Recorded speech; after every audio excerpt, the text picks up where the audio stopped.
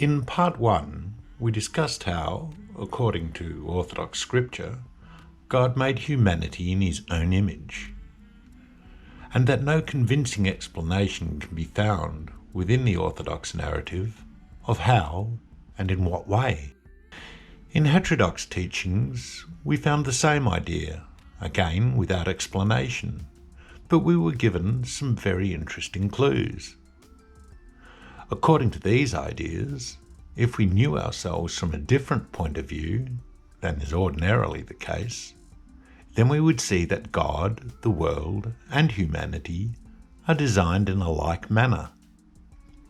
That through knowing ourselves, we would be able to understand the universal design principles upon which the worlds of humanity, God, and the material universe are based.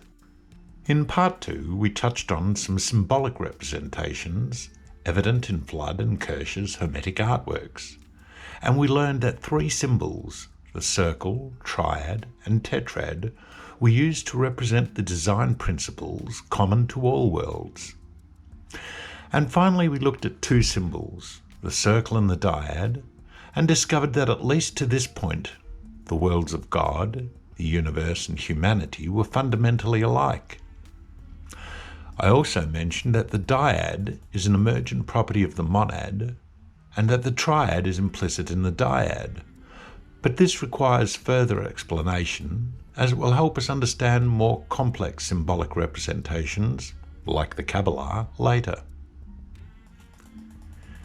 In esoteric symbolism, the point or circle is used to illustrate the number 1 and the concept of a whole world complete within itself, and is sometimes called the monad. The line is used to carry the idea of the number 2. It represents the first division of any world and is referred to as the dyad. The circle, however, is also formed with a line and also creates a division, the world within the circle and the world outside of it. So it should be clear that in drawing a circle we represent 2 things. If we look carefully, we notice a third property in our rendering of the circle, the inner content of the circle, that which exists outside of the circle, and the point at which these 2 meet, which are neither one nor the other, or from another point of view, a synthesis of both the interior and the exterior of the circle. This idea is worth dwelling on because it carries the central principle of the esoteric religious triad, and that is, in order for anything at all to exist, 3 things must simultaneously exist. If this idea is missed, then it is quite hard to understand much about the esoteric religious triad. So we have the world inside the circle, which we will represent with a plus sign, contrasted with what is outside the circle, which we will represent with a minus sign, and the neutral point at which neither one nor the other exists, or they both exist together. We find this idea in the first triad of spheres in Fludds' artwork, which represents the Godhead. In the top sphere, we find the latent dualism in the monad, the point at which opposing elements exist together in potential, but also as neither one thing nor the other. There is a term in heterodox and orthodox religious nomenclature, the pleroma, which sums up this idea nicely, and they both contain similar ideas. Carl Jung had this to say about the pleroma, which also captures the idea nicely. The nothing or fullness is called by us the pleroma. In it, thinking and being cease, because the eternal is without qualities. In it there is no one, for if anyone were, they then would be differentiated from the pleroma. In the pleroma there is nothing and everything.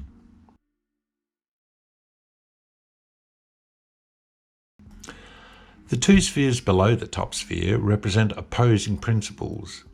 So the immaterial, omnipresent triad Godhead contains 3 aspects, 2 opposing qualities, and a synthesis of opposites. In the middle section, Flood shows us that the 2 opposing properties are represented in the physical world, our world, forming another triad. At the bottom of this picture, we find a third triad. Our world is an amalgam of the sensuous world, represented by Dionysus, and transcendent consciousness, or the spiritual for want of a better word, and the symbolic figure of Apollo. Dionysus and Apollo are two eminent sons of the supreme god of Greek mythology, Zeus, but their natures are completely opposite. Dionysus represents the dark side of Zeus. He is the god of chaos and is associated with unbridled sensuous pleasures, while Apollo, the god of order, is associated with the sun, illumination, and the higher faculties of God. The world of higher consciousness is contrasted with the sensuous world in the Dionysian and Eleusinian mysteries in much the same way as it is in the Eastern religious schools. Eastern and Western ascetics have historically worked on the premise that the world, the human body, and sensuous pleasures are inherently evil, and set about torturing their bodies and denying themselves pleasures, but the underlying idea is more nuanced than this. In the realm of our potential psycho-spiritual development, our motivating interests determine our direction. Clearly, if we are preoccupied by the sensuous world, satisfying base instincts and bodily pleasures, we cannot expect much. The interpretation of good and evil is a subjective thing, and conditioned by many things such as cultural morality, knowledge, depth of understanding, degrees of consciousness, religious influences, and so on. In effect, they are relative to individual desires, aims, and intentions. If, for instance, my intention is to abstain from consuming alcohol, then having wine is bad. On the other hand, if my aim is to become a wine expert, then drinking alcohol is good. So what constitutes morality, good and evil, right or wrong is, at least in terms of human experience, purely subjective and changes over time, culture, and many other things. So ideas connected with the merit or otherwise of the sensuous world need to be taken in the context of psycho-spiritual development. Neither the body nor pleasure is evil, but preoccupation with one or the other will produce contrasting results along contrasting directions. We find this kind of narrative in the ideology of George Gurdjieff, and actually, if we consider the sensuous world as an inherent binary opposite of God, then this idea makes perfect sense. We can serve God, or we can serve nature. God wins either way. The broad theme of Eastern and Western esoteric religious literature is that we descend into the material world from a higher conscious plane of existence, and our arbitrary goal is either to work our way back up by following the path of Apollo, or continue our descent by taking the Dionysian route. Neither direction is good or evil in itself. Dionysus represents one aspect of God, Apollo another. In any case, we could make another sphere containing binary opposites, which represent the individual beneath Dionysus and Apollo, in which both lines of development reside in potential, and in doing so, we create a fourth triad. We will explore the origins of the ideas that Flood represents in this artwork a little later. But before leaving it, I would like to touch on another detail. If we fix our attention on the top triad again, we notice that the artist is drawing our attention to the idea that consciousness and matter are emergent properties of the pleroma. On the right-hand side of the top sphere, and in the sphere beneath it to the right, Flood is careful to show illumination, an idea that has been used since antiquity to connote consciousness. Illumination, or light, is the perfect metaphor for this idea, since the photons which compose light are not really matter in the usual sense of the term. Unlike other forms of matter, photons have no mass, and this enables them to reach the speed of light. Anything composed of matter has mass, and therefore cannot even reach the speed of light, let alone exceed it. So the photon is quite uniquely a kind of transcendent phenomena. So in the sphere which represents a material world, in keeping with esoteric religious tradition, Flood uses a sun as a representation of consciousness.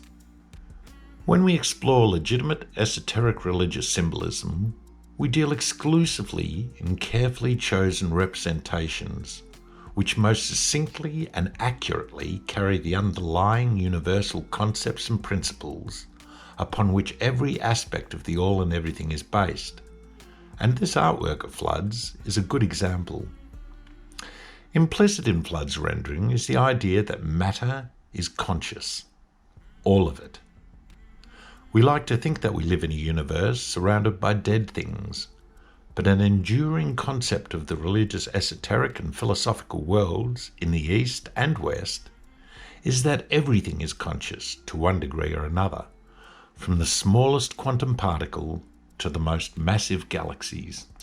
This idea is known as panpsychism, and we find it in the contemporary philosophy of Professor David Chalmers, geneticist Saul Wright, the ideology of Gurdjieff, Ouspensky and Carl Jung, who wrote, "Psyche and matter are contained in one and the same world, and moreover are in continuous contact with one another.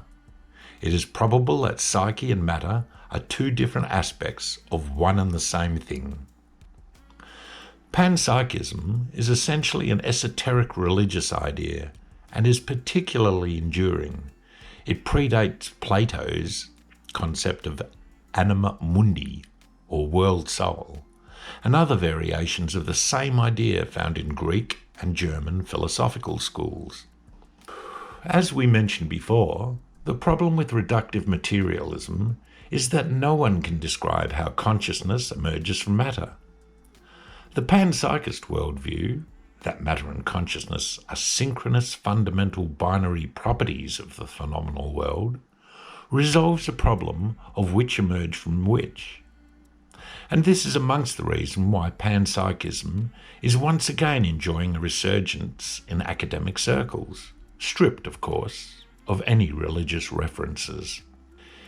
In the next video, we will take a closer look at the world of God from the point of view of triadic arrangement, with particular emphasis on the origins of the Christian myth.